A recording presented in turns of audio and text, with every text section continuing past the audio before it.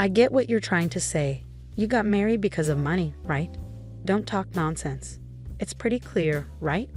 You're someone like me, a poor single mom. That's why you're still here even after your husband passed away. You're really annoying every day. I'm Mia, 35 years old, and I often hear snarky comments like this from Emma. My dad died when I was little, so my mom raised me on her own. Luckily, my mom kept working even after she got married again. So we weren't super poor, but we definitely weren't rich. Still, my mom was always happy and she worked hard for me. Because of that, I never really felt lonely growing up. I planned to start working right after high school, but my mom had been saving up for my college education. I really loved studying and wanted to go to college, but I didn't want to add more stress to my mom's life. She had worked hard to raise me and I wanted to ease her burden. Then, when my mom suggested I go to college, I was thrilled. She got married at 23 and had me at 25. In my third year of high school, when she was 43 and still healthy and active, she told me to follow my dreams. She said she'd be more upset if I gave up on my future because of money worries. Her words moved me to tears. I took on a part-time job to help pay for tuition, and because of that, I graduated from college without needing student loans. After college, I got a job at a big company. I worked hard every day because I wanted to make life easier for my mom. Within 5 years of starting at the company, I got promoted to an administrative assistant and my salary went up. I was able to treat my mom to trips and buy her the massage chair she always wanted. 2 years later, my hard work paid off and I was promoted again, this time to executive assistant. During this time, I got to know the president's son, Ethan, and we started dating. Eventually, we got married. People would congratulate me and say, "Congratulations, Mia. Be happy." "Yes, thank you for everything," I said, deeply grateful, and my mom was moved to tears. She was incredibly happy for me, and it was a really joyful time. But that happiness didn't last long. Just 2 years into our marriage, my husband suddenly passed away. He collapsed at work, holding his chest, and was rushed to the hospital. But by the time I got there, he had already stopped breathing. That morning, I had watched him leave for work, saying goodbye tearfully. I never imagined such a terrible thing could happen. The shock was so intense that I could hardly speak. It was unimaginable that both my mom and I would lose our husbands. I could only imagine the pain of Benjamin, the president who had lost his only son. He looked so alone and devastated, just like me. I kept working even after I got married, and as the executive assistant, I spent a lot of time with the president, especially during the day, so I could see firsthand how sad he was. But there was one person who didn't seem to be grieving at all. Emma. Because we lived together after I got married, I quickly noticed her behavior. Actually, Emma wasn't related by blood to my husband. Benjamin's real mom died when he was just 3 years old. Knowing it would be hard for a man to raise a child alone, he remarried when Benjamin started elementary school, thanks to a friend's introduction. No, if something happens to my husband, all his property will be mine. What are you saying? Ethan is gone. Lighten up, it was just a joke. I thought a little cheer might help everyone in these gloomy times. Please think about the timing and situation. You must be upset that your plans didn't work out. Now you won't get any of our husband's money. I never expected to get anything from the beginning. Do you really think I would marry a man like Ethan, who doesn't say much, unless I was after something? Stop talking to me like that. He was irreplaceable. Emma seemed to think I would leave as soon as my husband passed away, but I didn't. Benjamin was acting strong at work, but I could see he was pushing himself too hard. So I couldn't leave the house to someone like Emma. Plus, even though we'd only been there for 2 years, our home was full of memories of my dear husband. I wanted to cherish those memories for a while. You can't just forget feelings. The time I spent with my husband was happy for me. My husband once told me that Emma was more like a roommate than a mother to him. She was often out, and when Benjamin was away on business, she wouldn't come home until late. But my husband didn't want to worry Benjamin, so he didn't say anything. Emma was kind when Benjamin was around, but her behavior changed drastically when he wasn't. It was like there were two Emmas. When Benjamin left for work, Emma would see him off with a smile. I'm counting on you to look after Ethan. Of course, Ethan is precious to me too. Knowing you're there for him lets me focus on my work. Don't worry, just do your best at work. Thank you. Have a good day. But as soon as he left and the door closed behind him, Emma's smile disappeared. Ah, finally, he's gone. Now, where should I go today? Maybe I'll invite a friend to the movies. You're going out again? Yes. Is that a problem? Oh no. Just remember not to bother your father with unnecessary things. He's working hard for you. If you say something, he'll worry and won't be able to concentrate. So just quietly study at home every day, okay? I understand that was their daily routine, and it seemed like Benjamin didn't mind it once he got used to it.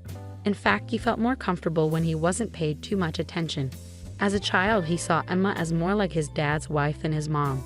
Benjamin was always grateful to Emma for helping out when he was small, which allowed his dad to focus on work.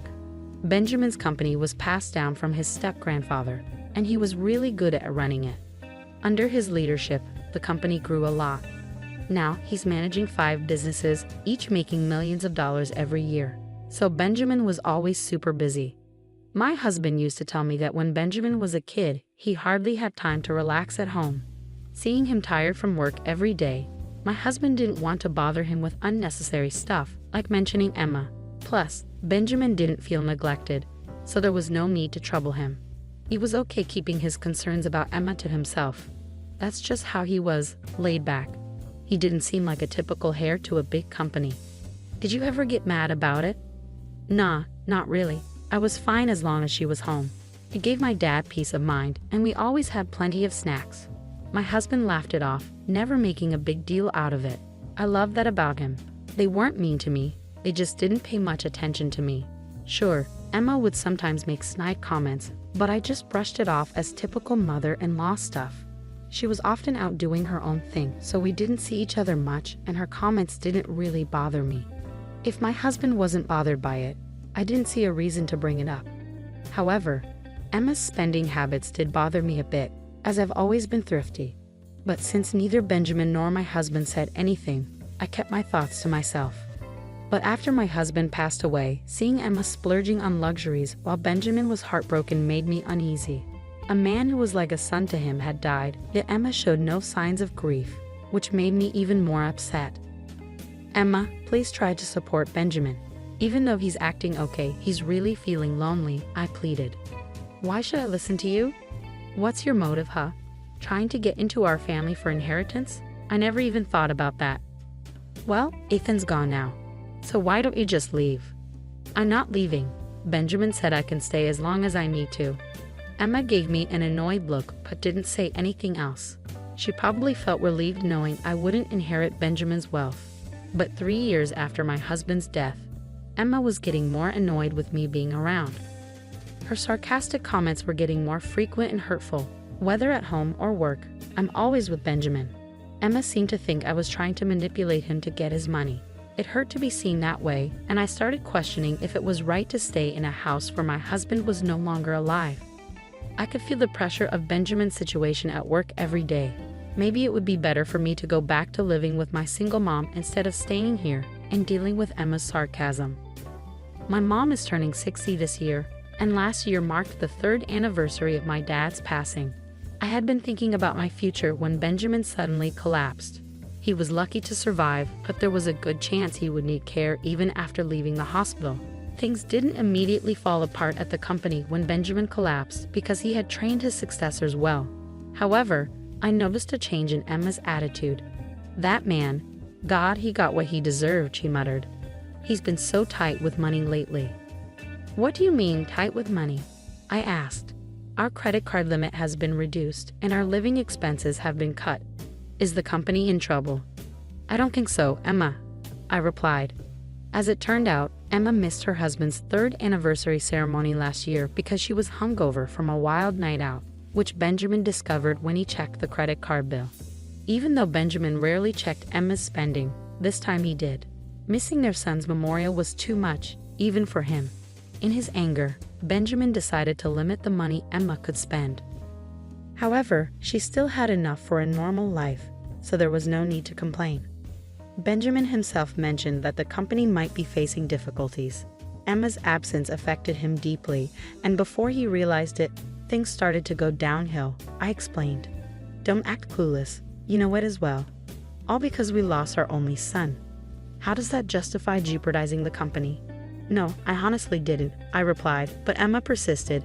Even though he's not well, he plans to take it easy at home and live a long life. He's been telling people that the doctors said he could live to 100.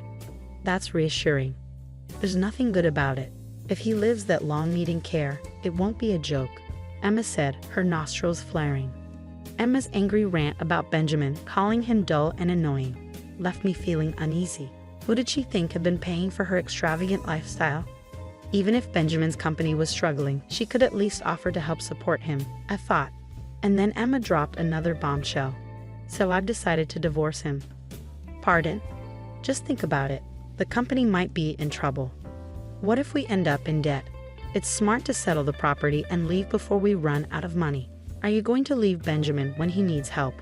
I can't handle taking care of an old man who's bedridden and broke. I'm going to take what I can before his will runs out and then say goodbye. Does that make sense to you? Emma's words, spoken as if she had a brilliant plan, filled me with disgust. However, just a week after our conversation, Benjamin's health took a sudden turn for the worse, and he passed away very quickly. He's gone too, I said, feeling overwhelmed. Just 3 years after my husband passed, everything seemed to go dark. I continued, my voice trembling. Benjamin's voice sounded so much like my husband's. Sometimes when we talked, it felt like I was talking to my husband again. Not being able to talk to him or hear his voice anymore was too much to bear. Oh, that man has gone to the afterlife. What perfect timing, Emma said, her voice almost gleeful. He still had assets left, right? His company didn't collapse yet. Maybe he died before getting into debt because of me. This means all remaining assets go to me. How fantastic. Emma's words, said with such heartlessness, made me furious. Even though Benjamin just passed away, all you can think about is money? I said, my voice shaking with anger. Ah, you caught on, huh? Well, tough luck for you. You're not getting any money from the family, Emma snapped back. I'd rather have Benjamin back alive than any money, I said, feeling tears welling up. Don't act all noble now. You're just putting on a show, trying to look strong for everyone, right? Even if you begged, there's not a penny to spare for you, Emma declared firmly. Even though Benjamin had passed away, it seemed like Emma cared more about money than anything else. It made me wonder how someone could be so cold-hearted. Thinking about it made me feel even more sorry for Benjamin, which just made my sadness worse. Fine then, you don't have to come to the funeral. Is that it? Only strangers are welcome, Emma said, her voice filled with scorn. I understand, that's how things are, I replied calmly, even though my heart was weighed down by sorrow. Emma didn't seem to grasp the reality of the situation, but I didn't feel like explaining it to her. Are you sure about that? Emma said sharply. Absolutely. Now that he's passed away, I, as his wife, am in charge, Emma declared with a sense of entitlement. So 2 days later, Benjamin's funeral took place quietly, with only close relatives present, honoring his wish for a simple ceremony. After the funeral, I noticed several missed calls from Emma on my phone, but I chose not to return them. Despite her attempts to reach me multiple times afterward, I decided to ignore her completely. Then one day, she unexpectedly showed up at my workplace. I finally caught you. Why haven't you been answering my calls? Emma demanded. Hola, Emma, how can I help you? I replied nervously. Still playing games. I got kicked out of the funeral home. You're the one who should have been excluded. I called you so many times on the day. What's going on? Well, you're not part of my family anymore, Emma. What? But you said only family could attend the funeral, so we had a family-only service. And then I asked Emma, who's now a stranger, not to come. No, the stranger here is you, Emma. What? When Benjamin got sick and was told he'd be bedridden, Emma served him with divorce papers. She probably thought since Benjamin was hospitalized, he couldn't file those papers. But I had already filed them, as Benjamin asked me to. So Emma is a stranger to us now, in name and in reality. Back then, Benjamin confided a lot in me. He told Emma that the company was in trouble and he might end up in debt. If that happened, they couldn't live their lavish lifestyle anymore. He suggested they live more modestly as a couple if Emma was willing to support him. But Emma coldly said, maybe it's better to split before you're in debt. 1 month later, Benjamin collapsed. Even after he woke up, he knew his health was bad. But he didn't tell Emma everything. He hinted that he might have to let go of the company and rely on her for care. Emma then suggested divorce. She probably wanted to divorce before he was seriously ill and get some money through a property settlement. But Benjamin, knowing his time was limited, had already donated most of his assets to charity and appointed new leaders for his companies, so there was hardly anything left for Emma. When he told her this, she was shocked. "So, I don't get anything." "Well, technically, it's not nothing. I left a few $100s in savings," I explained. "A few $100? That's hardly anything." Emma scoffed. Even though Benjamin had told me about this before, saying it out loud made me realize how determined he was. He probably didn't want to share any property with Emma. Maybe it was Emma's behavior after her husband's passing that made Benjamin so firm. "But there's still the house. If I sell that..." "Oh yes, please find somewhere else to live soon. I'm staying with Mom for now, but I'll move back eventually." "What are you talking about? You're practically a stranger. You have even less right to the house than I do. Like I said before, you're the stranger here, Emma, since you're already divorced. Plus, the house was originally inherited by Benjamin from his grandfather, so it's not considered for property division in a divorce. Why do you think you have a right to live there?" "Because when I married Benjamin, we legally adopted each other." "What? So I have the right to inherit Benjamin's property? Benjamin left me that house. It's hard to believe, isn't it?" "The idea of adopting me came from Benjamin himself. When we got married, I didn't think much about it. I was going to be marrying his son, so in his eyes, I became his daughter. So I agreed to it. But after my husband passed away, I kept this information to myself. I was worried that if I mentioned it, Emma would accuse me of being interested in the family money. I have work to do. Could you please leave?" I told Emma that if she needed to communicate anything, she should do it through our lawyers. I had sought advice from our company's legal counsel. I called security and had Emma escorted out of the company premises. I made it clear she wasn't welcome back. Emma resisted, but when I threatened to call the police, she left quietly. After that, she tried to contact me many times, but I ignored her completely. Her attempts to claim our fortune only led to complaints to our lawyer. Our company wasn't going under, and Emma couldn't understand why. She argued that if it went bankrupt, there should be wealth to share. But the company had been handed over to a successor before Benjamin passed away, so there was nothing left for Emma to claim. As for the family's properties, they had already been settled in the divorce before Benjamin's death. Our lawyer patiently explained that Emma had no right to any of it. Our lawyer, somewhat frustrated, told us that Emma had been persistent. Emma had thought she was entitled to a share of the will and had recklessly run up debt on her credit card. Now she was stuck paying it off, working multiple part-time jobs from morning till night. However, her financial problems were not my concern. Emma was 10 years younger than Benjamin. They had married when she was 25, and now she was 55. They had been married for almost 30 years, so Emma was entitled to survivor benefits from Benjamin's Social Security taxes even after their divorce. However, she wouldn't get these benefits until she turned 60, which was still 5 years away. Plus, she needed to have filed a claim for a division of the pension within 2 years of the divorce. I wasn't sure if Emma knew this, nor did I intend to tell her. I felt no sympathy or obligation to worry about Emma's well-being. Now I live in a home I once shared with my mom, Benjamin, and my husband. My days pass calmly and peacefully. Sometimes I remember my husband and Benjamin and smile, and sometimes tears come, but remembering their warm smiles, I want to live each day with a smile on my face too. "Hi, Mom. You were in the hospital for malnutrition. Weren't you eating properly? I've been sending you money." "Yeah, thank you for that. But 60 cents. You know the fee costs more than that, so don't worry about it." 60 cents? What do you mean?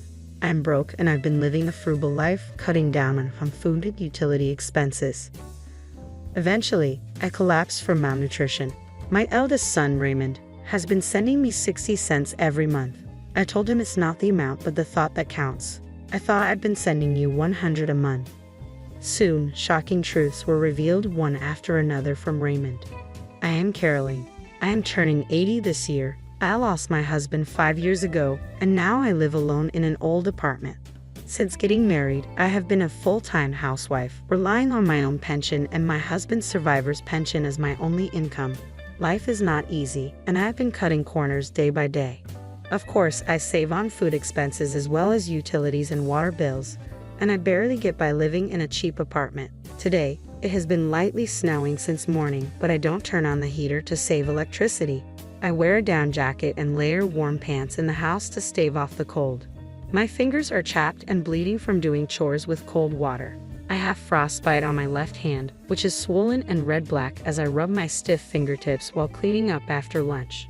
My daughter-in-law, Samantha, comes to visit. Hello, mother-in-law. I brought this week's medicine. It's the usual $80. Samantha brings me medicine every week. Raymond also cares for me, but he's busy as a pharmacist at a large hospital, so Samantha looks after me. A few years ago, Samantha accompanied me to the hospital for checkups, but recently she only delivers the medicine. It's cheaper this way, she says. Honestly, the medicine is a big expense for me, who is broke. However, I am told that stopping the medication will cause discomfort, so I have it delivered every week. Samantha used to be a pharmacist at a hospital like Raymond. However, she quit her job after getting married and now works part-time at a local drugstore. I'm always grateful for your help, Samantha. By the way, do you know anything about the box of rice crackers I had stored in the drawer? The one with the kids' scribbles on the lid. It's been missing since last week. I point to the dresser in the back.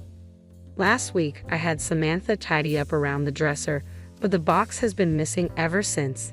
Inside the box, I kept my hard-earned savings, a box of rice crackers. I don't know anything about that. Maybe you put it somewhere and forgot about it. Can you not blame me? Samantha, perhaps hurt by the suspicion, took the money for the medicine and left with an unpleasant look on her face. I can't argue with that. After putting away the medicine, I grabbed my cane and went toward the post office. Today is the end of the month. Since my husband passed away 5 years ago, I have had no other income than my pension. My son Raymond, concerned for me, has been sending me money every month. My bank book, spit out from the ATM as usual, had deposit 60 cents written on it. The amount sent was so little that the transfer fees seemed to cost more, but it's the thought that counts. Though it doesn't help much with daily life, I am grateful for it.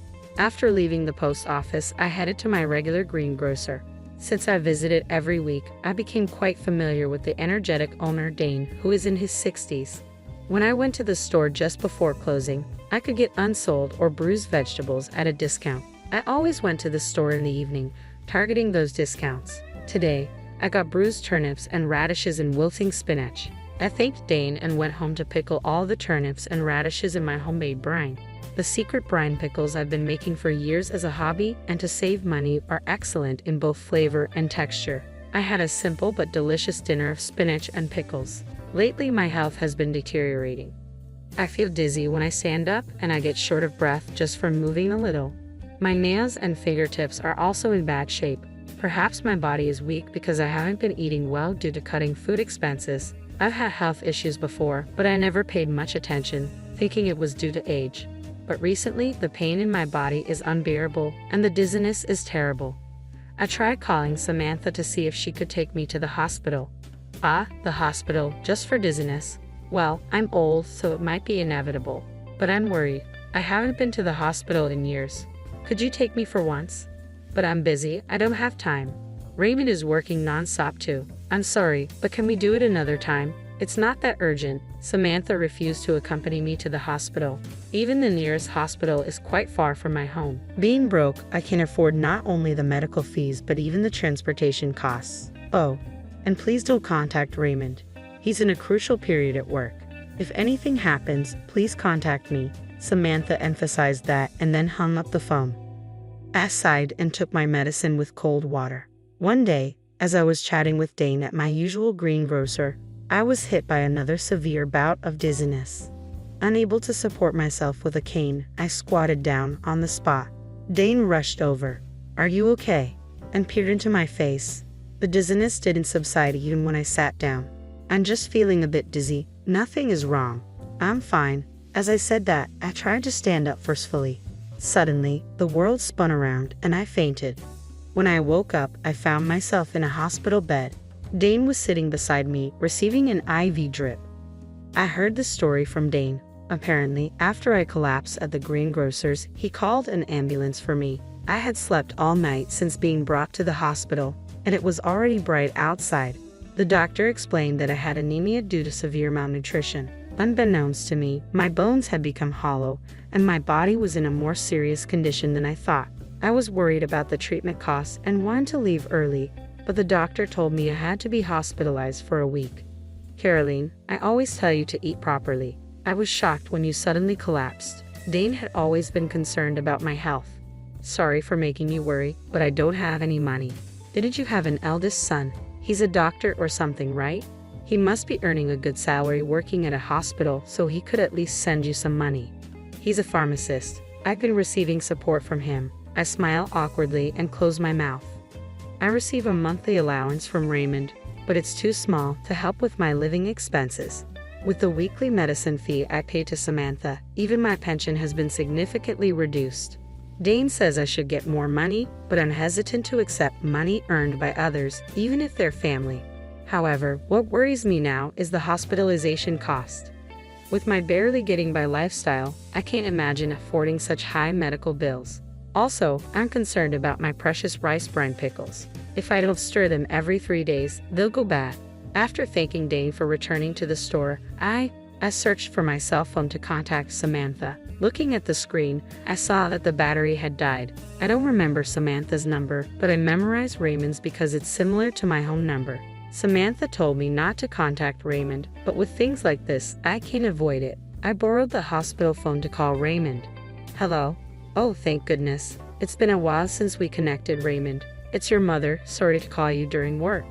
Samantha had forbidden it, but I called Raymond from time to time. I just wanted to hear his cheerful voice, but for some reason, he never answered my calls. Was he too busy with work to answer the phone? Anyway, I was relieved that the phone connected during this crucial time. I thought, who could this be? It's been a while since you called, Mom. Where are you calling from? I was reluctant to worry my eldest son, but I admitted I was in the hospital. I briefly explained to the surprised Raymond how I had collapsed and been hospitalized. What? Malnutrition, Mom? Haven't you been eating properly? I've been sending you money for that reason. Yes, I'm really grateful for that. Your support means a lot to me, but 60 cents might cost more in fees, so don't worry too much. 60 cents fees? What do you mean? With a puzzled tone, I told Raymond how I received 60 cents from him every month and that I appreciated the gesture more than the amount. I thought I was sending more money to Mom. Raymond finally speaks, as if squeezing out the words. Wait, I'm curious about that too. But you mentioned malnutrition, right? Mom should have been going to the hospital every month, and she should be getting her medicine. Hasn't the doctor said anything until now?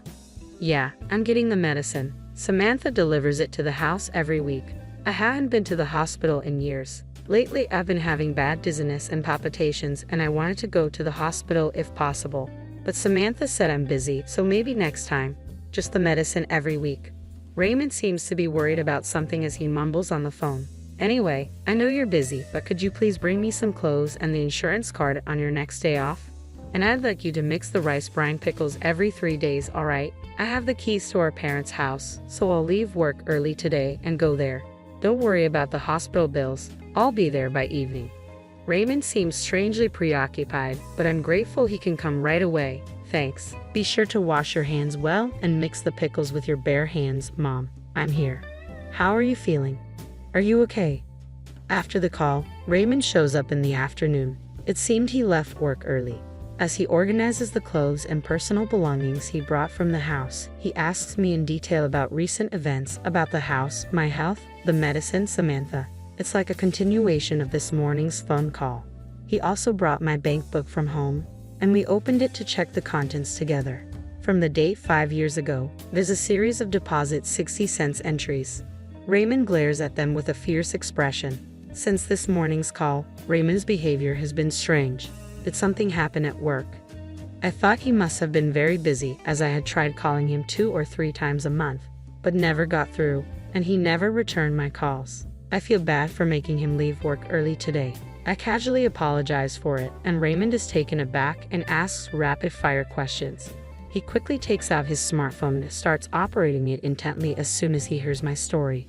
What's been going on with him? Raymond gazes at the screen for a while, then operates his smartphone again to send a message to Samantha. He then grabs his backpack and says, "I'll be back shortly." He leaves the room, leaving behind a strange sense of unease, but I lie down in bed anyway. That evening, Raymond returns to the room. He puts down his backpack and asks how I'm feeling. After receiving an IV and sleeping in a warm bed for the first time in a while, I feel much better. While snacking on fruit and chatting, Samantha comes into the room. "Oh, mother-in-law, how are you feeling?" "Raymond, you took time off work, huh?" She approaches us with a forced smile and sits in the chair next to Raymond. Raymond didn't reply, looking down and gripping my bank book into his hand. Before I could say anything, Raymond spoke up with a voice lower than usual.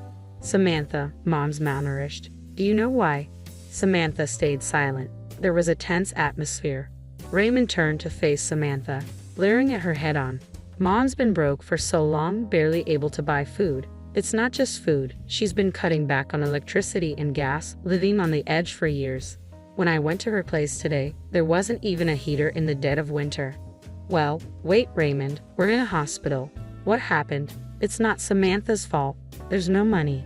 I tried to calm down the yelling eldest son while hiding my frostbitten, swollen, red-black hand. Ignoring me, Raymond continued with an angry tone. "I asked you to send $1,100 to Mom every month, right? But she's only received 60 cents for the last 5 years, Samantha. What's going on?" Saying that, Raymond thrust my bank book at Samantha. On every page, there was the number 60 cents. I couldn't believe my ears. I don't remember ever receiving $1,100. The money from Raymond was always 60 cents. Samantha, cornered by the furious Raymond, looked away from the bank book and fell silent. "That's not all. I give you $150 every week for Mom's medical expenses and medication, right? You said you were using the leftover money to buy her necessities and groceries, but they were only withered vegetables in her room. The fridge was empty." "Be quiet. I gave her the medicine." "What kind of medicine? Without a doctor's prescription, you decided to prescribe it yourself." "All that was in Mom's house were basic vitamins. You bought some random vitamins at the drugstore where you work, put them in a medicine-like bag, and handed them over, didn't you? What were you thinking?" Raymond's tone was stern. "I had no choice. I needed the money," Samantha yelled back to the furious Raymond. Even though this was a private room, we were still in a hospital. As I was shocked by the contents of the eldest son and his wife's conversation, I felt anxious. "You needed money, so you stole Mom's precious savings from her dresser too." With that, Raymond pulled a crushed box out of his backpack. On the lid was a drawing of my husband and me, drawn by Raymond when he was a child. It was the box of rice crackers I had been searching for the last week. I too was so shocked that I gasped. "What? No way." I didn't want to believe it either, but I found it while searching through our trash after you said it disappeared a week ago. "He really did it, didn't you?" Faced with undeniable proof, Samantha turned pale and lost her words. "So what did you do with the $250,000 that was in this box, huh? And the $1,100 you were supposed to send to Mom every month? The hospital fees and the medicine fees, where did it all go?" Raymond demanded. "Stop nagging, there's no money left." Samantha, who had been trembling as she stared at the box, eventually stood up, knocking over her chair, and yelled back defiantly, "It's all your fault anyway. You always ignored me and focused on your mother. Ben is way better than your husband." "Huh. Ben? He's the coolest host at the club around here. I've been supporting him, and soon he'll be #1. He said he's saving all the money I've given him for our life together." Samantha excitedly continued talking. Both Raymond and I stared at her blankly. I didn't quite understand, but it seemed she had fallen for a man and was providing him with money. Apparently, she needed a lot of money for that. "All right, Samantha, I get it. Let's get a divorce right here for the sake of your life with this bang guy." Raymond quietly said this and took out the divorce papers and his seal from his backpack, placing them on the side table. "I never want to see your face again. Sign the divorce papers here, pack your things tonight, and leave the house. I'll stay at the hospital tonight." Raymond's voice was firm, leaving no room for negotiation. "What? Don't be so selfish. You can't just suddenly." "Samantha, do you even realize what you've done? Faking medicine, stealing money. If you don't want a divorce, we can go straight to the police instead." Samantha, who had been so confident, flinched under Raymond's intimidating gaze and eventually started making tearful excuses. I had no choice. My part-time job wasn't enough. I took a little from the money you sent and the medicine fees, but I know it was wrong. Besides, neither you nor your mother noticed for years, right? You both share some responsibility." "Enough. I don't know when you did it, but you went through my phone and blocked Mom's number. You even told her not to contact me, didn't you? You deliberately kept us apart and exploited her without getting caught. Raymond's anger was palpable as he slammed the divorce papers on a table with his fist. Samantha flinched. Anyway, Samantha, this is goodbye. I'll make sure you pay back every penny you've taken from us. Remember that. If you don't, we're going to the police. Raymond's voice was resolute. Finally realizing the gravity of her actions, Samantha couldn't say anything and signed the divorce papers with tears in her eyes. Samantha left the house that night, as Raymond had told her to, almost like she was running away. In exchange for not reporting her to the police, Raymond made sure to demand repayment of the money she'd taken, the amount she'd taken for the last 5 years since my husband's death, including the money for living expenses and medicine. In total, it amounted to over $900,000. I was shocked. Samantha later lost contact with the host she had given so much money to and went berserk in the club, getting herself banned. Bad rumors seemed to spread from nowhere, and before she knew it, they reached her part-time job, resulting in her being fired. With her income gone and not a penny to her name, Samantha couldn't rent an apartment and had to spend some time sleeping in internet cafes. But what happened to her after that is unknown. I had almost given up on getting back the money Samantha had taken as she had disappeared.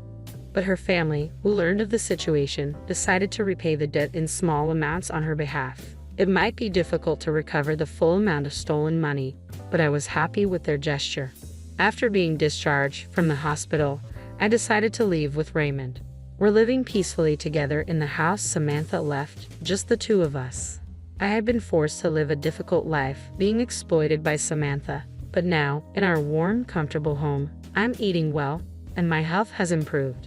Dane, the greengrocer who has always been worried about me, finally felt relieved. I still continue to make my specialty pickles. I used to do it just as a hobby and for saving money, but now, with Raymond's help, we're sharing information on how to make good pickles and delicious pickle recipes. In a few years, my pickle channel became hugely popular, possibly because an 80-year-old content creator was a novelty. And now, it brings in an amazing income. I had always thought that making money was impossible for me, as I had never worked as a full-time employee. But even I can be useful to others. More than earning money, I've come to know the happiness of bringing joy to others and now live a fulfilling life every day.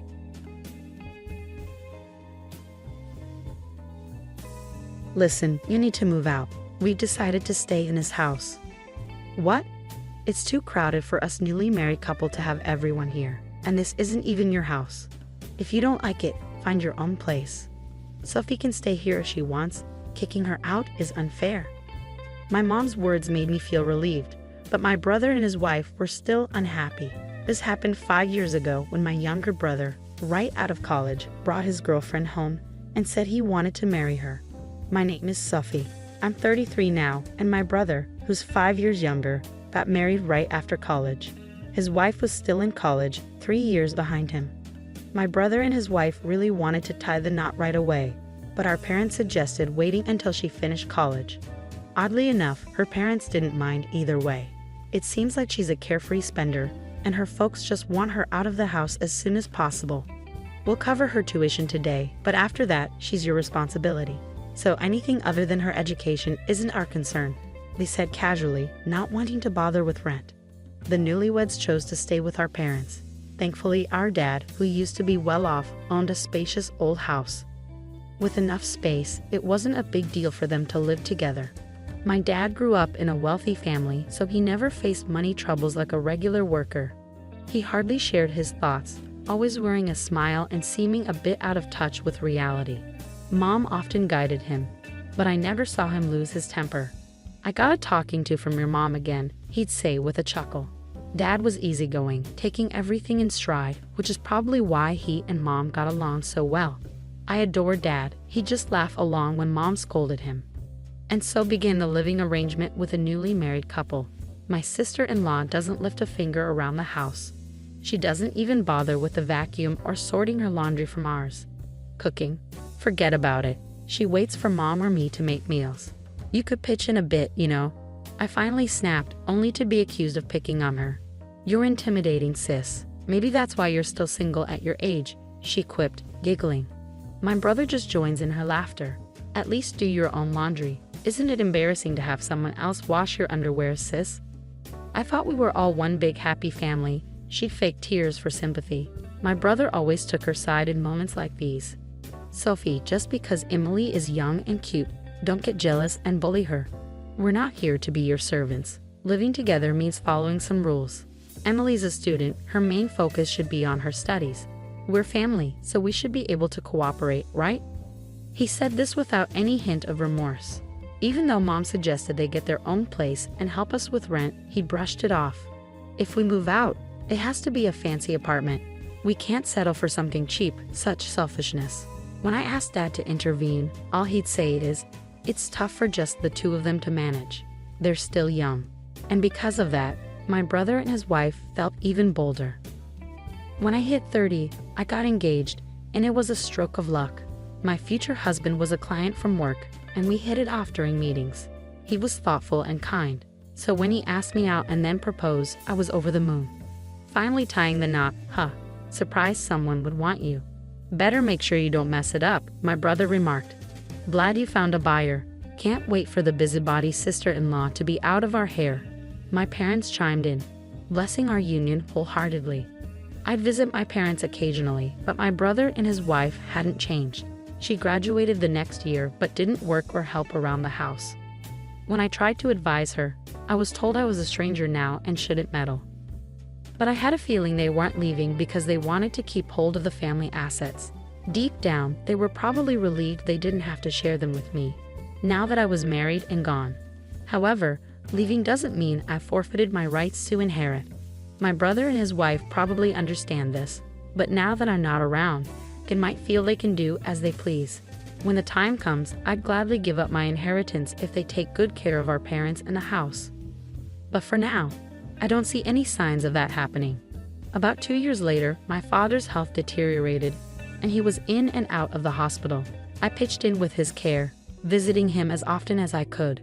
But my brother and his wife seemed unconcerned.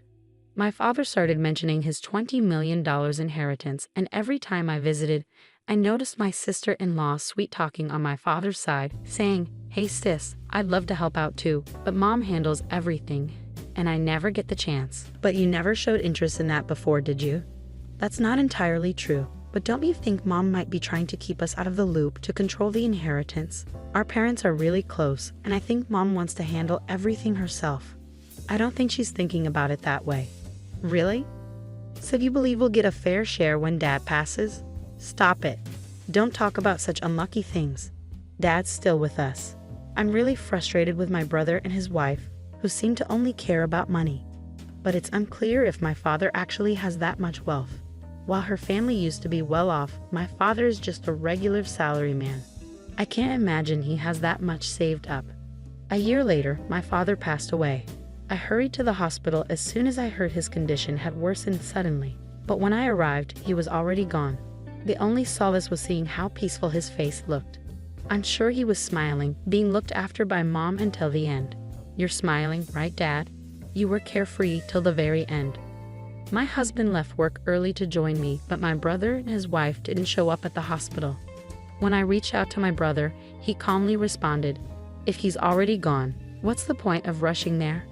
My brother and his wife didn't seem to be grieving at the funeral. They were laughing and chatting. Right after the funeral, my brother wasted no time bringing up the topic of inheritance. As a couple, we'll inherit the $20 million from Dad. What? What do you mean? Did both you and Mom give up your shares? Can't we discuss this after the 49th day memorial? The funeral just happened today. Normally, it's better to settle financial matters later. We live in this house as a couple, and I'm the eldest son, so the inheritance is rightfully ours. Bringing this up right after Dad's passing didn't sit well with me. I didn't particularly care about the money, but it angered me that my brother assumed I'd agree with him. Fine, but in return you better take good care of Mom. Who would believe such words? My mother spoke before I could object. It's fine, dear. Arguing about this won't do any good, especially now. But Dad had just passed, and Mom was clearly feeling down. I couldn't just let it slide. This isn't something to decide right now. Let's head home for today, my husband, who had been quietly listening, intervened. I held back until now, but my husband couldn't stand it any longer. That's when we decided to leave. It doesn't feel right, especially after Dad's passing. I understand your feelings, but right now, I'm more worried about your mom. She's usually so strong, but she seems really down. I'm really worried about her too. I couldn't help but wonder why Mom agreed with my brother's stance so easily. Was she swayed by him and his wife? Mom and Dad were always a strong couple. Losing Dad must have hit her hard. Honestly, I'd rather be reminiscing about Dad right now. But my anger towards my brother is clouding everything. Since then, my brother and his wife kept bringing up renouncing the inheritance, but I refused to discuss it until after the 49th day. When the time came, they wasted no time bringing it up again. But once more, Mom urged me to give it up. If Mom says it's okay, then it must be okay, right? Are you sure about this? Won't you regret it later on? After all, Emily is Dad's daughter, so don't worry. Well, yeah, she's your wife. That's not what I meant. I meant she has a right to inherit. At this point, Emily's practically been adopted by our parents. What? I was stunned. When I glanced at Mom, she simply nodded. Adoption by in-laws isn't exactly unheard of, right? It's not common for a bride to be adopted, especially not a son-in-law. If Emily inherits, we'll pay less in inheritance tax than if I were the sole heir. I was shocked that he had thought about it so deeply, wondering when he started planning this. Even more surprising was that Mom agreed. And then they asked me to renounce the inheritance. Maybe Mom, being a mother now that Dad's gone, was worried about the future. But if it's Mom's decision, I suppose I can't argue. So I decided to send in the inheritance renunciation document. I don't want to argue about money anymore. Luckily, my husband isn't one to fuss over it, and he trusts me to make the decision about the inheritance.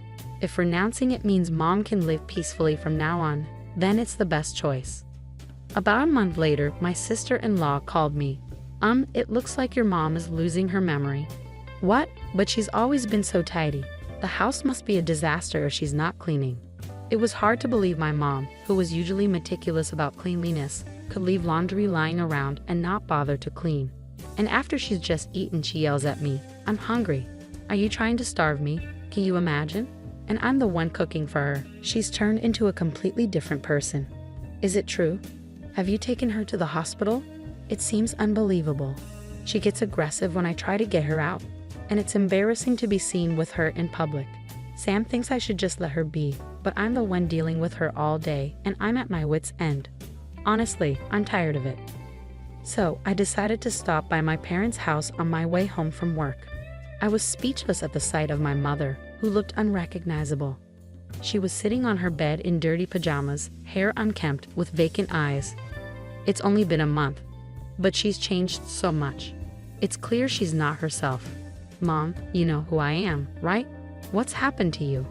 "Who are you?" my mother asked, tilting her head. This can't be real. I mean, look at her. She should be sitting, right? What's happening? And the room is a mess. How did it get this bad? Well, I don't know about all that, but you guys promised to look after Mom, didn't you? Taking care of an elderly woman isn't part of the agreement. There's no written contract when it comes to caring for parents. What are you talking about? In that case, dear sister-in-law, it's your turn to take care of her.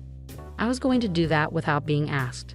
"Let's go home, Mom," I said, attempting to lead her. But she stubbornly resisted. She wouldn't budge, shaking off my hand. Even when I tried to pull her, she clung to the bed, refusing to move. "What's happened to you, Mom?" I had no choice but to back off that day. Even when my husband and I returned the next day to fetch her, she still adamantly refused to move. "I want to be with your father," she cried. It was hard to believe my mother had become like this. "I have a job and can't visit her every day. That's why I want her to come to my house." But she refused to leave her old home. Sometime later, I received a call from my younger brother. "Sis, we've moved." "Really? Where to?" "Did you take Mom with you?" I wouldn't drag around an elderly woman. She's just a burden. "Sam, what's wrong with you?" "Mom mentioned Dad's valuable securities are in the safe deposit box. If we sell the house, we'll get around $20 million. "What? It'll be a problem if Mom stays in that house forever. So sis, get Mom out of there as soon as possible. I'm relying on you." "Wait, hold on. What are you saying?" "So that's the situation. Please take care of mother-in-law." As soon as my sister-in-law, who seemed to have taken over my brother's role, made that statement, the phone abruptly went dead. Despite repeatedly dialing, they didn't pick up. I left work early and rushed to my parents' house to persuade my mother to come to my place. I anticipated her usual resistance, but this time she quietly agreed, which was a relief. It seemed like Mom understood that nobody was staying in that house anymore. She remained silent during the drive home. But when we arrived, she suddenly perked up. "Huh? Can I use your bathroom?" she asked and hurried inside. I was perplexed and stood there, trying to make sense of it. The mother I just saw was unmistakably the same as before. What in the world is going on? I felt like I'd been struck by lightning. When my mother emerged from the bath, she requested some clothes. I quickly fetched her some of my own and a fresh set of underwear I bought for her. "Ah, I feel so refreshed," she exclaimed with a bright smile, drying her hair with a towel. "Mom, what's happening?" I asked, just as my husband walked in. Like me, he looked stunned at the sight of my mother. Suddenly, my mother burst into laughter. "That was quite the performance, wasn't it? I used to be in the drama club in high school. They say to deceive the enemy, you must first deceive your allies, and it seems to be true, doesn't it?" So it turned out my mother was feigning senility. But why? I couldn't make sense of any of it. "Just wait and see. That couple will do something worse soon." By that couple, do you mean Sam and his wife? Exactly. That couple's relationship is solely built on money. Then my mother proceeded to fill us in on what had transpired. Both my husband and I were amazed by my mother's cunning. The following week, my brother called, furious. "Hey sis, you knew about this and didn't say anything, did you? What's going on? What are you suddenly talking about? There's no inheritance from Dad at all. When I checked the safety deposit box Mom mentioned, there were only loan agreements inside. So remember that $20 million? Well, that's actually a $20 million debt. Did you not bother to check? Typical of you, the only son in our family to inherit all of Dad's debts." Well, technically, that's still part of the inheritance. In the past, Dad, being too trusting, had acted as a guarantor for a friend's business without Mom's knowledge. The business failed, and the friend kept borrowing from Dad until it went bankrupt, leaving behind only the debt. And to make matters worse, the friend disappeared without a trace. It turns out that our family home had been put up as collateral due to the debt incurred back then. This might have even contributed to Dad developing dementia. It was only then that Mom found out about it. Dad kept saying there's a $20 million inheritance. Dad's words led my younger brother to mistakenly believe there was a hefty cash inheritance. So he and his wife decided to move in with our parents to seize as much money as possible. Dad, without suspecting anything, agreed to my brother's plan. But Mom saw through my brother's scheme and chose not to object. She knew he was so eager for the inheritance that she could simply hand it over to him. To shield Dad's dementia, Mom deliberately kept my brother and his wife away from him. And after Dad's passing, when my brother and his wife finally showed their true intentions, Mom pretended not to notice to observe their reaction. She bided her time for the right moment. "Then I'll renounce the inheritance too." "It's too late for that. Did you know you can only renounce an inheritance within 3 months of learning about it? We're well past that period now, so you two will have to shoulder the debt together." Mom had been waiting for this moment. She feigned senility until the deadline for renouncing the inheritance had passed. My brother's only goal in living with Mom was to extract information about Dad's inheritance. When the time came, Mom casually mentioned the safety deposit box as if it had just occurred to her. With the information they needed, my brother and his wife swiftly left the house. All along, they had been playing into Mom's hands. Emily is threatening divorce if she doesn't get any money. But legally, she's Dad's child, so she can't escape the debt even with a divorce, right? I see, but I quit my job, thinking I could live a life of luxury with $20 million. But I don't have that kind of money. Oh dear, you've really gotten yourself into a mess, haven't you? So, naturally you'll help me out, right?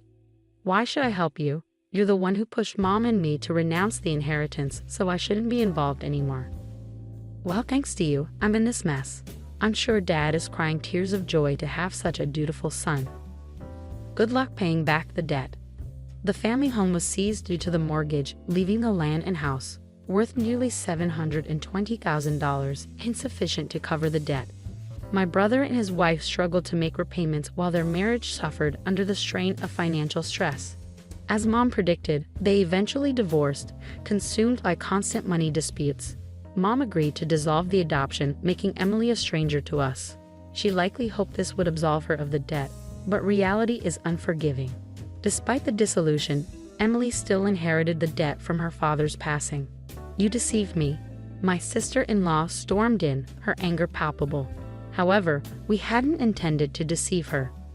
Mom was heartbroken to see my brother and his wife happily calculating money instead of mourning their father's death. She remained silent, overwhelmed by their greed. Their behavior served as a cautionary tale of the consequences of unchecked greed.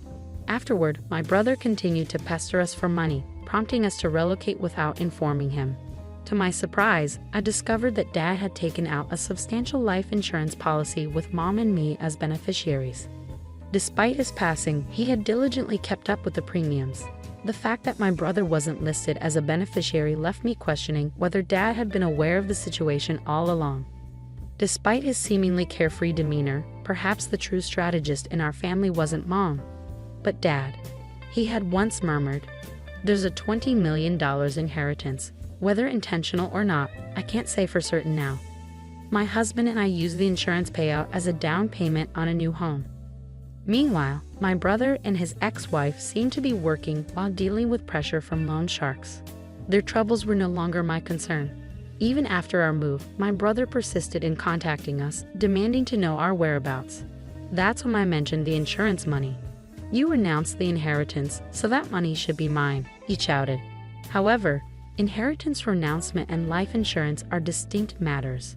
Unlike inheritance, life insurance payouts go directly to the named beneficiary. I explained this to him and promptly blocked my brother and former sister-in-law's contact details. Now, we're enjoying a peaceful life as a family of 3. Mom is thriving both physically and mentally, the epitome of good health. My husband and I pray that she continues to live a long and fulfilling life.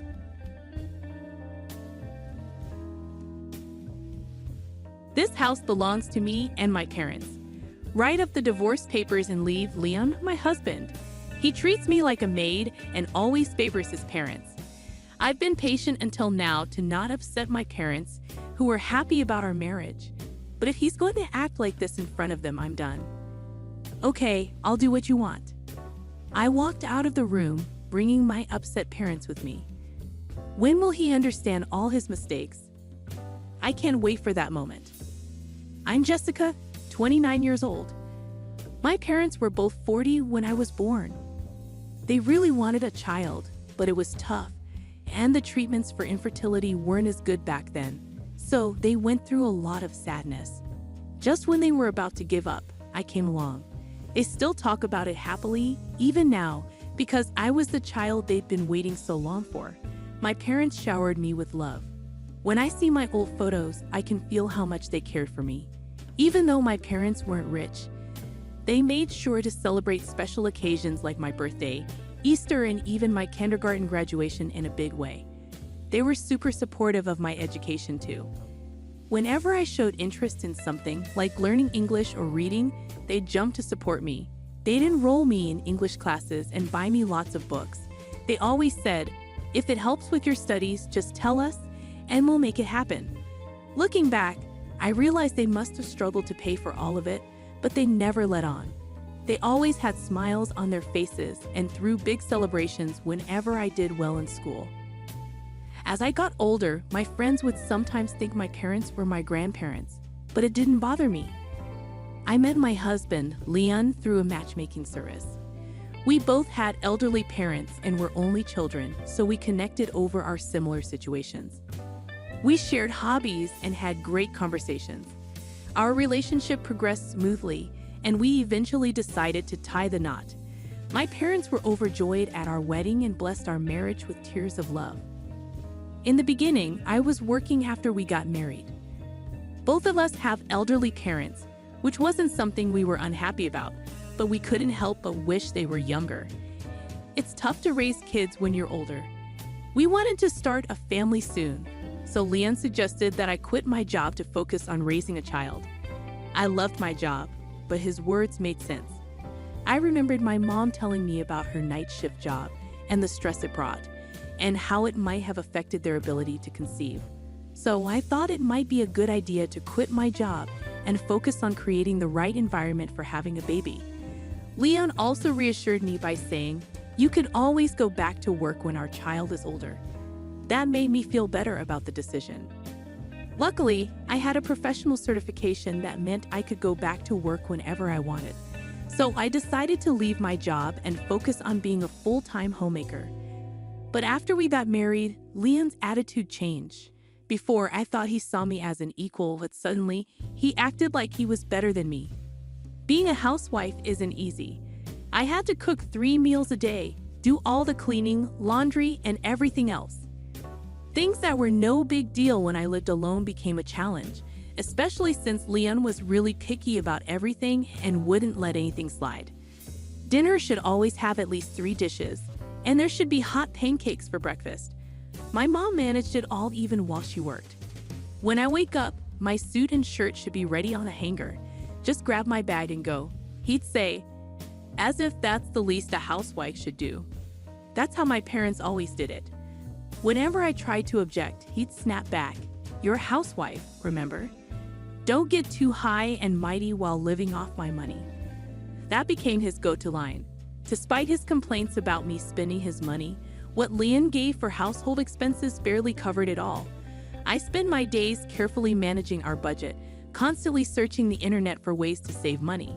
One day, I mentioned, maybe I should go back to work. Leon shot that idea down with, "You used to work at a law firm, right? Being a secretary won't bring in much.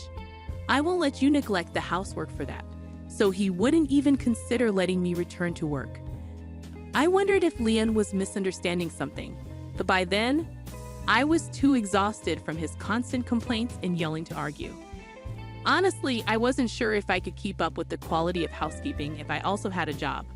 Plus, I didn't want to disappoint my parents, who were thrilled about our marriage, so I couldn't talk to them about it. But it wasn't just Liam's behavior that bothered me. He often invited his parents over. Whether it was Mother's Day, Father's Day, or their birthdays, he'd find any reason to have them visit and expect me to prepare the meal. Each time, he'd give me extra money, telling me to buy fancy fish or make steak with premium beef. When his parents came over, Leon would shower them with gifts. They'd eat and drink as if our house was theirs, without ever thanking me. Then they'd leave. Once, I brought up to Leon the idea of inviting my parents over occasionally. I told him I admired how he honored his parents, and I didn't oppose it, but I hoped we could also include mine. Leon's response was immediate and harsh. He snapped, "Why would we do that? Understand this, I'm the one paying for everything. Why should I spend money on your parents who aren't even blood related to me?" With that, he shut down the conversation. Feeling defeated, I began using my savings from before we were married to secretly buy gifts for my parents. Then, one day, my parents reached out to me with a troubled look. They explained that there had been a fire in the apartment next to theirs, and part of their home was damaged. Thankfully, they were safe, but their house needed significant repairs. They were temporarily staying in a makeshift shelter. I made the decision to visit my parents, knowing they were going through a difficult time. Despite their troubles, they welcomed me warmly. During our conversation, my father gently asked about my marriage, and although I felt a pang of sadness, I assured him that everything was all right between Leon and me. When I asked about their future plans, my father explained that their old house, which had been partially damaged in a fire, was too old to salvage. They were considering moving into a modern Renaissance apartment. My mother sighed, expressing sadness at the thought of leaving behind the memories in our family's ancestral home. It was then that I made a decision. I resolved to discuss the situation with Leon when I returned home. "Remember when I mentioned my parents' house was damaged in a fire?" I began. Considering their age, I was thinking of buying them a new house, one with accessibility features. Leon's response was blunt. "Where's the money coming from? I'm not contributing." As expected, I replied, "I don't plan on building a mansion, so it won't be a financial burden on you. I intend to use my savings from before we were married. After a moment of consideration, Leon casually replied, "Guess even a law firm clerk can save that much. Well, if it's not coming from my pocket, then it's fine." And with that, I made the decision to gift my parents a new home. I felt it was finally time to repay their kindness. Months later, I informed Leon, "I'll be helping my parents move tomorrow." Leon's response was curt, "All right, just don't forget about your household duties," before retreating to the bedroom. The next day, I assisted my parents with their move. Unbeknownst to me, a group of individuals had begun following me. As we carried my parents' belongings into their new home, we settled into the living room, filled with the joy of being reunited as a family after so long. Suddenly, to our astonishment, Leon and my in-laws burst in. With a declaration, Leon announced, "From today, this is my house." Leon's sudden appearance caught me off guard. "What are you doing here?" I asked, surprised. He chuckled, saying, "I heard you were moving today, so I followed you." Confused, I replied, "Moving? What do you mean? This is my parents' house." But Leon insisted, "I've been supporting you all this time. You should be grateful to have married someone like me. Now it's your turn to take care of my parents." His words filled me with disgust. As I stared at him in silence, he coldly declared, "I've canceled the lease on our apartment. Pack your things and leave." My father began to speak, but I silenced him. With a strange calmness, a plan formed in my mind. Instead of my father, I asserted, "This house belongs to my parents and me." Leon laughed, mocking me, "Do you not understand English? I'm saying the house you bought was mine all along. It's not yours, we're your parents. Oh, and I've left divorce papers for you to sign at home. Make sure you submit them." Ignoring my parents' attempts to intervene, I reluctantly acquiesced to Leon's demands. "Fine, I'll do as you say." I conceded, then directed the movers to reload the truck we had just unloaded.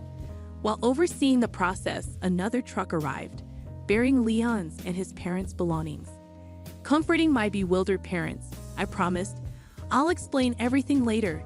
Just trust me for now." Together, we vacated the premises. During our journey, I divulged the situation to my parents. I've kept silent about this until now, I confessed. Upon hearing the full story, they grasped the gravity of the situation and commended my actions. Their praise stirred within me a familiar sense of joy, reminiscent of the praise I received from them as a child. A few weeks later, my phone rang incessantly, with Leon's name flashing on the screen. With a sigh, I reluctantly picked up. Before I could even say hello, Leon erupted, "What's going on with this house you bought? Someone's threatening to call the cops if I don't leave." "Yes, that's right," I confirmed, bracing myself for what would come next. Leon's voice rose in disbelief. "So when you said it was our house, you meant this rental?" I couldn't help but chuckle at the misunderstanding. His reaction was immediate and furious. "Stop laughing and explain. Wasn't this house meant for your parents?" Taking a deep breath, I began to unravel the tangled web of miscommunication. I clarified to Leon the sequence of events. How the house I purchased for my parents was undergoing renovations, but due to a mistake by the renovation company, it wasn't ready on time. In a last-minute scramble, they arranged for us to stay in a model home until the renovations were completed. However, Leon and his parents mistakenly moved into the model home before we could explain the situation. Seizing the opportunity for revenge after Leon's outburst, I chose to play along with his misunderstanding. Following that ordeal, I relocated all our belongings to a rented storage unit and temporarily stayed in a hotel with my parents. Following Leon's instructions, I proceeded with the divorce papers, ultimately ending our marriage. My parents expressed their wish that I had confided in them earlier, but I believe it all worked out for the best. Being with my parents during that time was invaluable, and I successfully parted ways with Leon. Now, we're happily settled in our newly renovated home. I made sure not to disclose our new address to Leon, ensuring he remained unaware of our whereabouts. On one occasion, he questioned how I planned to support myself without him, assuming I was merely a stay-at-home wife. With a touch of disdain, I clarified, "You've been mistaken all this time. I'm actually a professional lawyer." Leon appeared taken aback, his response tinged with confusion. Reflecting on our initial meeting at a matchmaking service, I remembered how Leon had asked about my profession. At the time, I mentioned working at a law firm, but he assumed I was a secretary. I didn't correct him then, as I'd grown accustomed to people reacting negatively when I mentioned being a lawyer. It surprised me that Leon still thought of me as a secretary. It revealed his lack of interest in truly knowing me. It seemed he preferred the idea of a housewife over an equal partner. Realizing this, I calmly explained, as we're married, I could rightfully claim ownership of the property purchased with my pre-marriage savings. Asserting my rights, I continued, those savings remain mine and aren't subject to division. If you have objections, we can settle it in court, but the outcome is clear. With that, silence greeted me from the other end of the line. Disregarding Leon's remarks, I bid him farewell with a simple, "Take care of your parents," before ending the call. Details of what ensued reached me through a former colleague, now a fellow attorney. Despite his repeated attempts to reach out, I found it necessary to communicate with him solely through legal representation. Leon persisted in demanding the return of money spent during our marriage. After negotiations with our respective lawyers, he reluctantly grasped the impracticality of his request, though not without disappointment. Such reactions were to be expected. After all, I had become a stay-at-home wife at his insistence, and it was his obligation as a husband to provide for our family. Fulfilling my duties as a homemaker, I never faltered. With the termination of our apartment lease initiated by Leon, he found himself without a place to stay.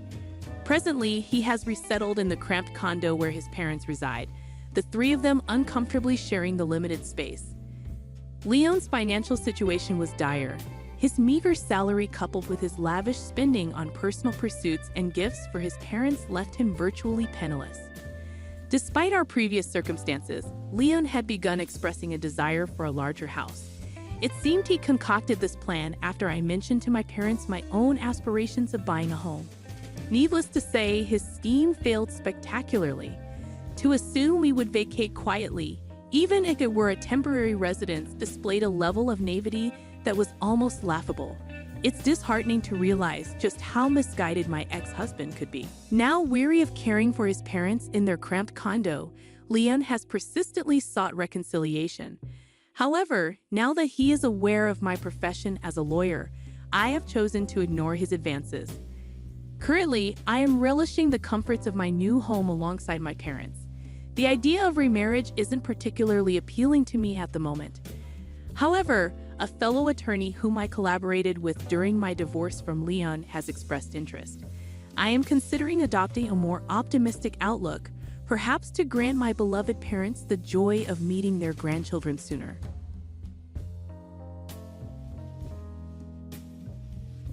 I decided to marry my boyfriend Ethan and went to meet his family, but they didn't like me at all. They told me to never talk to them again. Maybe it's because they're used to getting what they want because they're attractive. My mother-in-law and sister-in-law were mean and jealous of anyone who had something they didn't. Unfortunately, they targeted me. Even my father-in-law and brother-in-law joined in and rejected me too. But a few months ago, I got back at them in a big way. I'm Amy, I'm 27 now, and I'm living happily with my husband, cute kid, and my parents. It all started 3 years ago when Ethan proposed to me. Ethan and I worked together and bonded over our love for movies. We went on lots of movie dates on our days off and eventually started dating. Ethan was easygoing and got along with everyone at work, earning him many friends. He didn't like arguments and was the type to forgive easily. I had a crush on Ethan ever since I joined the company, so when he asked me out, I was thrilled. I looked forward to work every day just to see him. Whenever I messed up at work and felt down, he'd stay up all night listening to me. That's when I knew I wanted to be with him forever. Ethan had dreams of starting his own business, and I wanted to support him every step of the way. I was ecstatic when Ethan proposed to me. There was no reason to say no, so I said yes right away. We decided to get married. The weekend after Ethan proposed, we went to my family's house to introduce him to my parents and tell them about our plans. Ethan got along really well with my parents, especially my dad. They liked him a lot and were happy for us. Seeing Ethan chatting happily with my parents made me feel really lucky to have him. The next weekend, we were supposed to visit Ethan's family. I realized I didn't know much about them, but I didn't think too much about it. Ethan had been living alone, so I figured he didn't keep in touch with his family much. The night before we were supposed to visit Ethan's family, Ethan told me over the phone, "My parents might be a bit strange tomorrow, but don't stress about it." I was a little worried about what he meant by strange, but I decided to wait and see. Since we had to wake up early the next day, I didn't dwell on it too much and went to bed. The next morning, we met at the station around 10 a.m. to go to his house together. It was my first time visiting his family since Ethan lived alone. Despite trying to calm my nerves, I felt anxious all morning. As we walked, I was so nervous that I could hardly focus on what Ethan was saying. Standing before me was a magnificent mansion, resembling a castle. The garden sprawled out grandly, and I couldn't help but feel intimidated at the thought of Ethan growing up here. However, his gentle smile helped ease my nerves as he said, "Feeling nervous? It's all right. Let's go." As soon as the front door opened, my mother-in-law greeted me warmly, saying, "You've come such a long way. You must be tired. Come in quickly." She was slender, impeccably dressed, with perfectly styled hair. Her expensive attire was flawless. Inside, I was greeted by my father-in-law, brother-in-law, sister-in-law, and their children. Thankfully, everyone except my mother-in-law welcomed me with smiles, which put me at ease. I was warmly embraced, took a seat on the sofa, enjoyed dinner while chatting with everyone, and announced our engagement. Ethan's family was thrilled, especially my mother-in-law and sister-in-law, who exclaimed, "We're so delighted to welcome such a lovely girl into our family." Their warm reception touched me deeply. The pleasant conversation flowed effortlessly. Ethan's family was quite chatty, and as stories were shared, I learned that my father-in-law owned a company specializing in package tours, with my brother-in-law working there as an executive director, aiming to take over the business in the future. Meanwhile, my mother-in-law and sister-in-law were devoted homemakers who also pursued interests like dance classes and flower arranging during the day. My sister-in-law took great care of her appearance and exuded confidence. My father-in-law was exceptionally kind, always wearing a smile and effortlessly easing any nervousness I felt by engaging me in various topics. I was genuinely relieved to see he was a good-hearted person. In the midst of the pleasant atmosphere, a conversation with my father-in-law shifted the mood. "Amy, I heard you work at the same company as Ethan. Are you a temporary worker there?" "No, I actually started as a full-time employee right after finishing university, just like Ethan.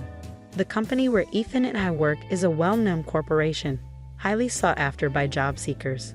Securing a full-time position there is quite competitive, but fortunately, I was hired fresh out of college." "Oh really? Where did you graduate from?" "I graduated from Harvard." That's incredible. That's incredible. You must be very talented. I'm proud to have someone like you joining our family. Amy's amazing, isn't she? She's hardworking, skilled at her job, and sharp-minded. I'm thrilled to marry her." Both my father-in-law and Ethan praised me, which was a bit embarrassing. In reality, I attended a prestigious university in the US, studying tirelessly throughout high school, even sacrificing sleep. My parents, despite financial challenges, worked hard to put me through college. I was determined to attend a good university, secure a decent job, and one day repay my parents for their sacrifices. I've been striving towards that goal wholeheartedly. Engaged in a lively conversation with others, I noticed my mother-in-law and sister-in-law had fallen silent. Concerned, I tried to steer the conversation in a different direction. Seeing a beautiful flower arrangement on the table, I asked my mother-in-law, "Did you arrange those flowers?" "They're beautiful." Her response was unexpectedly curt. "What? You, a professional in a top-tier company, interested in housewives' hobbies?" Confused by her sudden change in demeanor, I wondered why she was now being cold when moments ago she had been smiling. My sister-in-law added, "With your high education, you probably think housewives only talk about flowers." I hadn't meant to imply that at all. Feeling overwhelmed and unsure of how to respond, tears threatened to surface. Ethan intervened. "Hey, both of you, cut it out. Amy doesn't look down on anyone." His words were comforting, but I couldn't find the words to apologize or defend myself. So I remained silent, keeping my head down. Looking around, I noticed my father-in-law, who had been drinking since noon, snoring loudly and passed out on the sofa. My brother-in-law seemed bored, yawning and scrolling through his phone, creating a tense atmosphere in the room.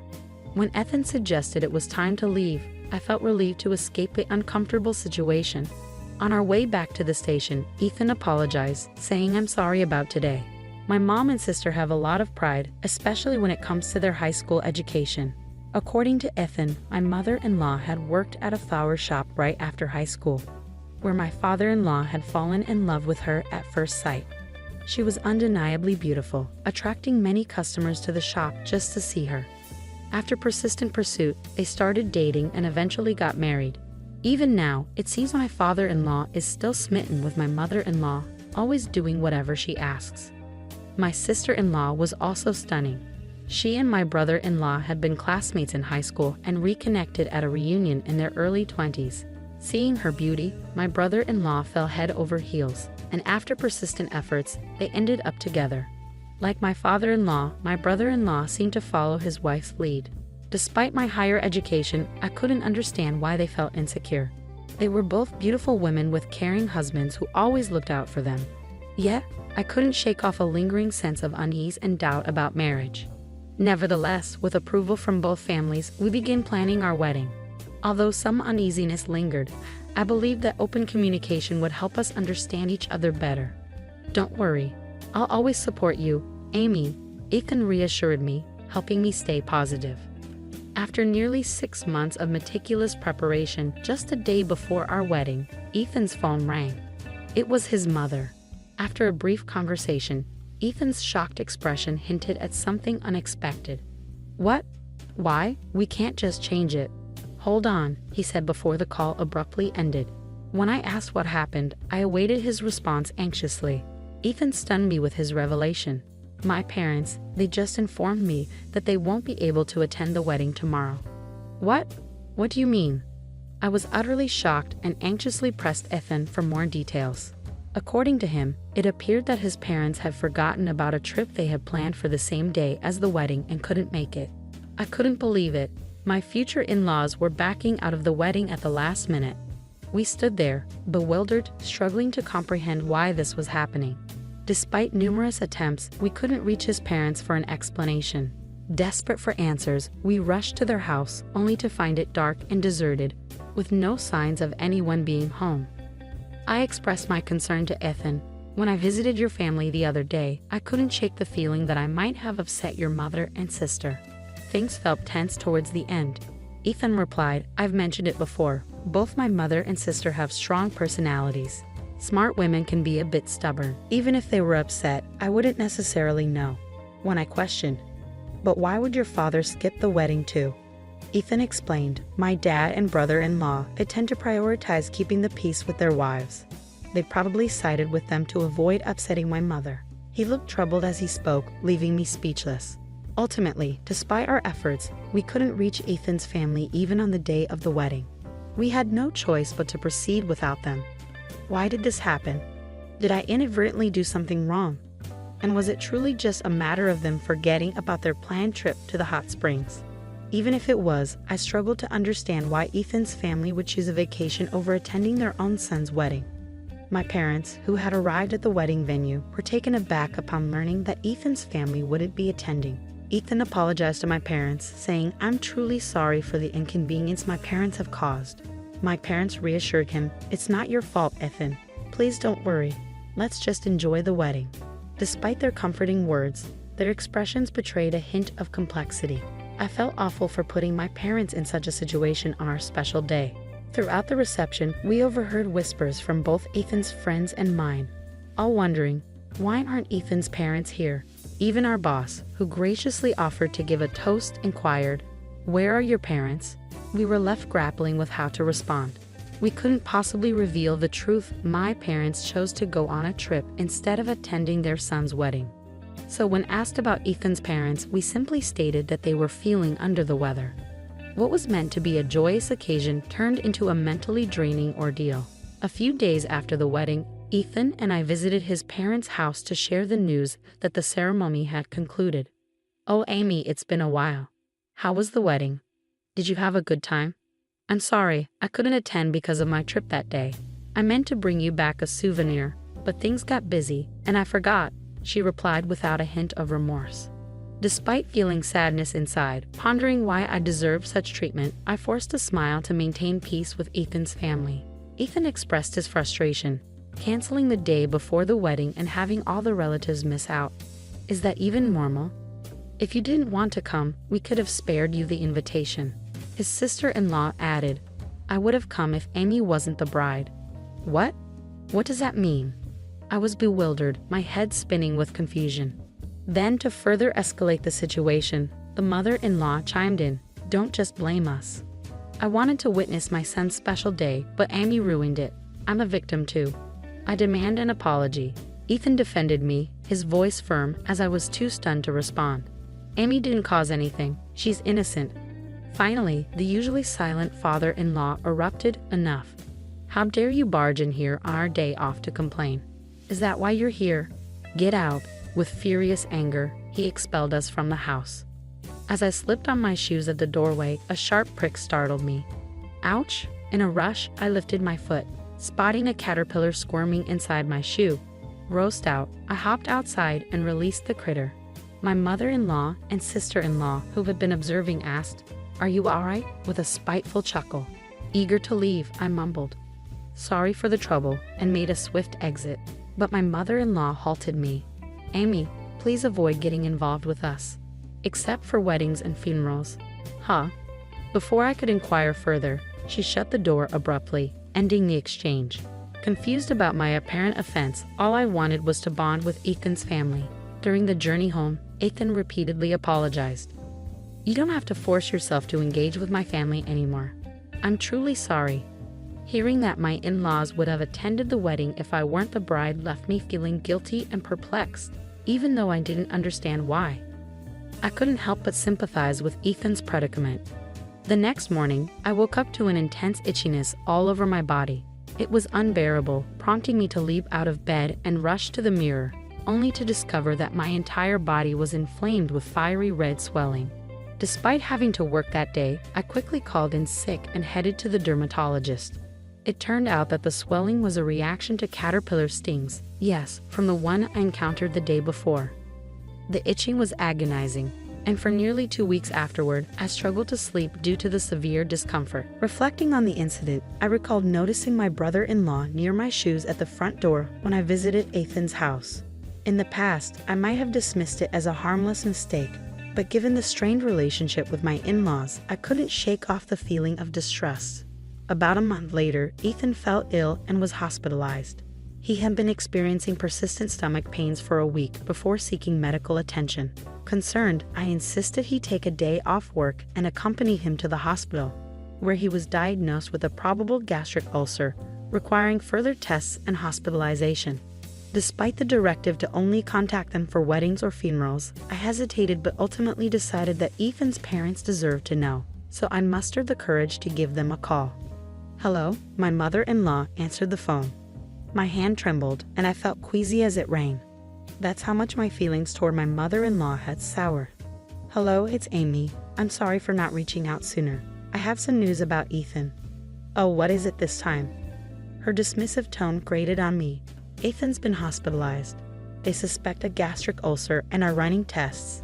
Ah, a gastric ulcer? Probably from overwork. Don't bother me with trivial matters. I'm busy. Trivial? Don't you care about Ethan? I don't want to hear from you. I'll make it clear. I want nothing to do with you.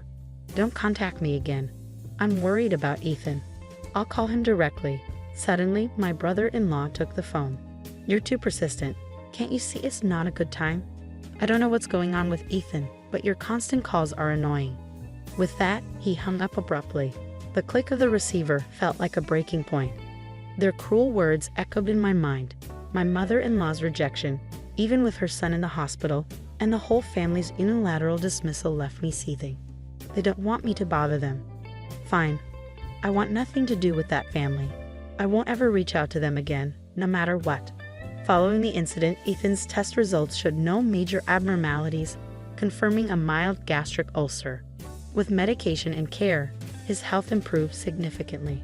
I shared everything with Ethan, who, with determination, said, Let's distance ourselves from my family. Amy is all that matters to me now. If they can't accept her, they're not family, regardless of blood ties. A year later, Ethan left his job to pursue his longtime dream of starting a software sales business. This dream had been brewing since before our marriage, and he used his experience to make it a reality. Ethan dedicated himself tirelessly to this endeavor. And though we're still in the early stages, witnessing even a small part of his dream come to life filled me with joy. Our happiness multiplied when, a year into his business venture, we welcomed a healthy baby boy into our lives. My parents were thrilled about their new grandchild. Despite the nearly 2-hour journey from their home to ours, they visited frequently, filling each day with happiness. Naturally, we didn't inform Ethan's parents about the birth. Even if we had, they likely wouldn't have shown interest anyway, so it didn't bother us much. Since the phone call, we hadn't heard anything from them, which was a relief. It felt comforting to be free from the stress of dealing with Ethan's peculiar family. Then, several months later, something unexpected occurred. The novel coronavirus began spreading globally, prompting our country to declare a state of emergency and urge people to stay home.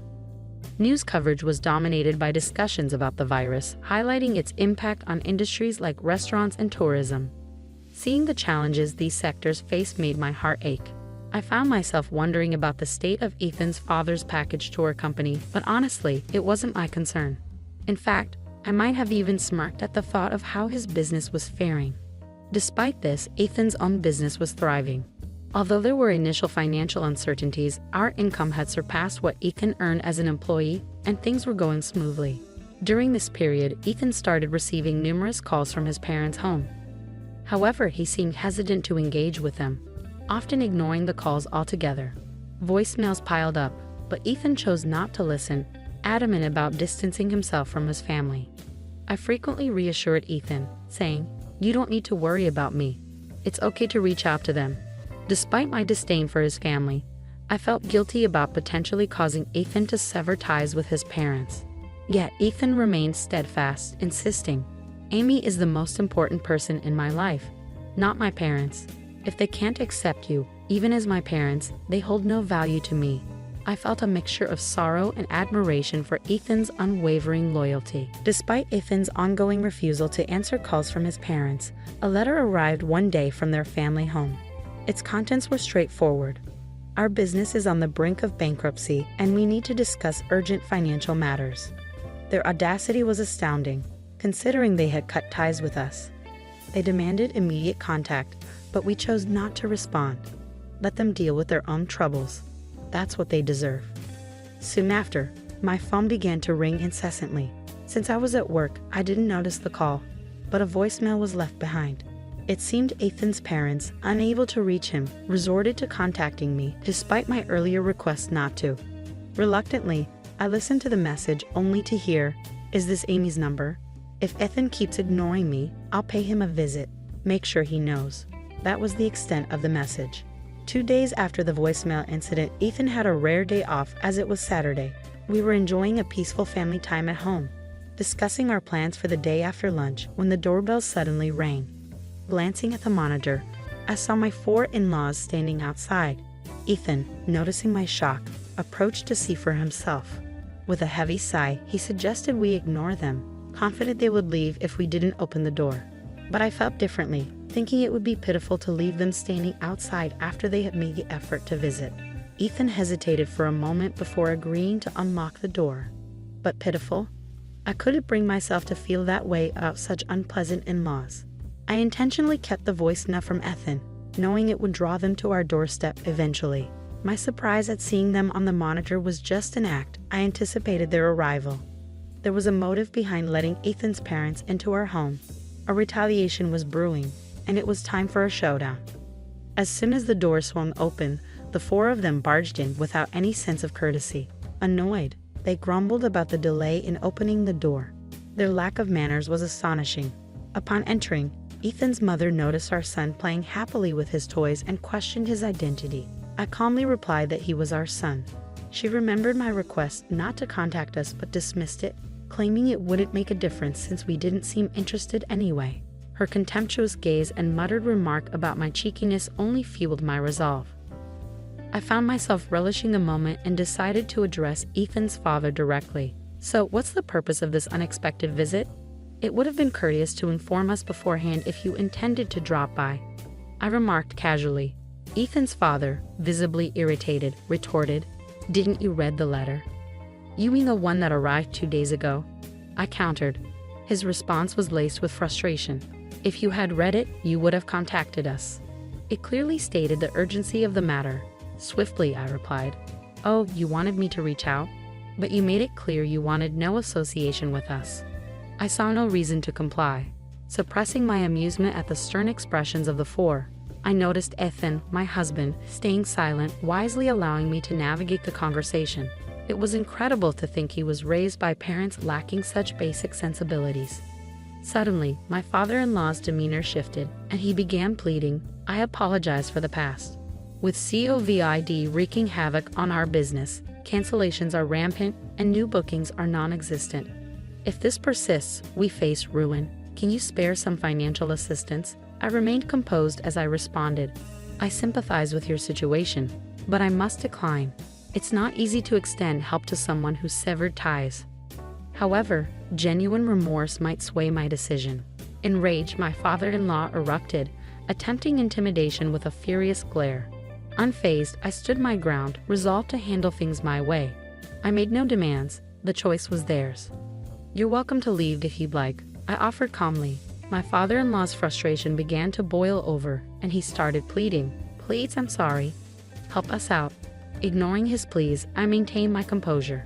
Eventually, he instructed the others to apologize as well, and soon all four of them were begging.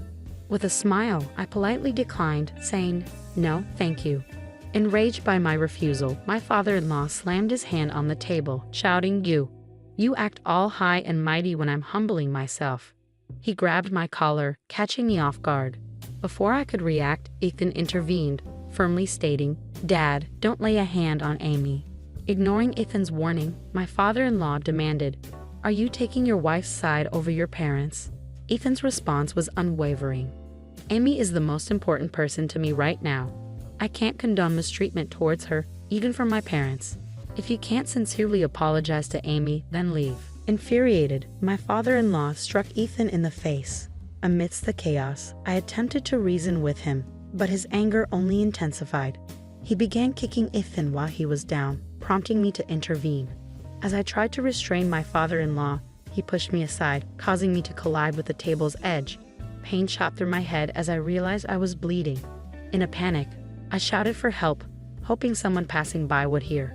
The other three, frozen in shock, watched as my father-in-law continued to rampage, demanding money. Desperate, I opened the balcony window and cried out for assistance, fearing for our safety.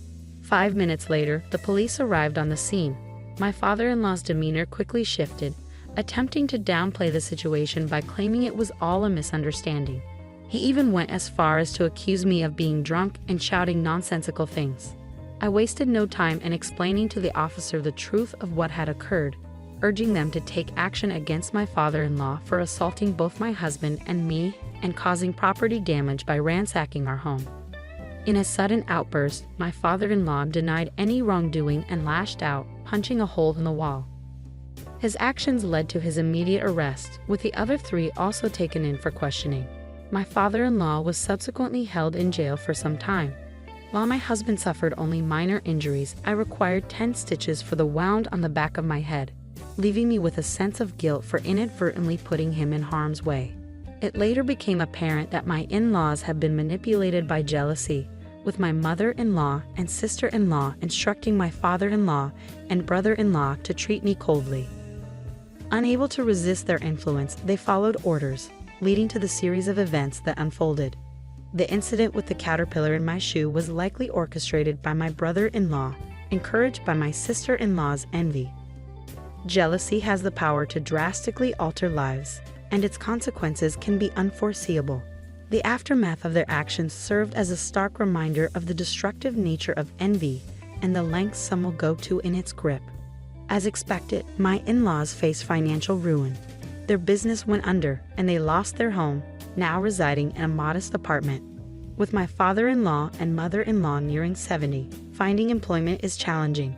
My brother-in-law, who coasted through life relying on his father's position, now struggles to secure steady work and is relegated to a part-time job at a convenience store. Meanwhile, my sister-in-law, lacking career prospects and plagued by a selfish nature, finds it difficult to hold down any job, leaving her mostly confined to their home. Following the incident, my father retired, prompting a decision for my parents and us to live together. Surprisingly, it was Ethan who suggested this arrangement, concerned about my parents' well-being in their senior years. With my parents caring for our son during the day, I've been able to return to work, feeling secure in balancing childcare and my career. Life with my loving husband, supportive parents, and cherished son is truly fulfilling. I am committed to never forgetting the gratitude I feel for this happiness.